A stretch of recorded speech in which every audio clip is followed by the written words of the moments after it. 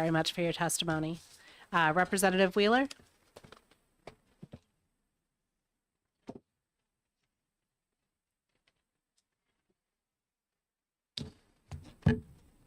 Thank you, Madam Chair. If you can get a little closer to the microphone. I don't think you've been told to speak up before, but No, I know. Don't worry. I have been before. I have been before. Shut up is more like what I get told most.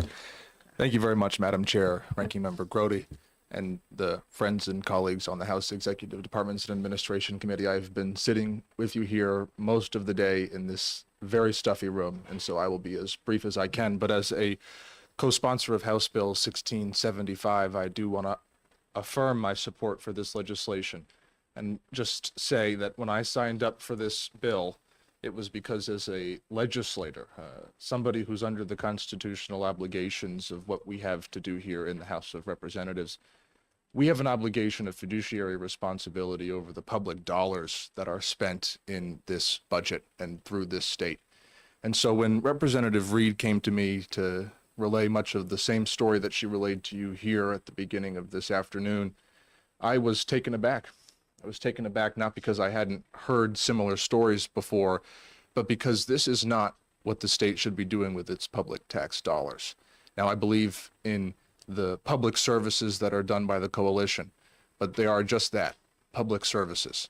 And when public services are done by private organizations, regardless of who that private organization is, we have a responsibility here as legislators to make sure that those dollars go out in a fair and judicious manner with proper oversight. That's what we're asking for here in House Bill 1675. We're asking for proper oversight of about 7.1 million taxpayer dollars that go out through each state budget. I would say that that's a pretty fair request to make of our legislature. When we don't do any oversight, one committee of oversight seems like it's going to end the world. But in fact, we as a legislature should be doing that most of the time, redressing the grievances brought to us by the citizens of this state. So that's my testimony, but I do just want to respond to a couple of things that I heard throughout the day. But most importantly, the opposition's belief that this would take away all funds given to victims. It says in the bill, page 3, lines 11 through 13, that the Executive Council shall only approve funds or grants that provide funds to the New Hampshire Coalition Against Domestic and Sexual Violence that materially benefit survivors of sexual assault and domestic violence, such as shelter, food, and medicine.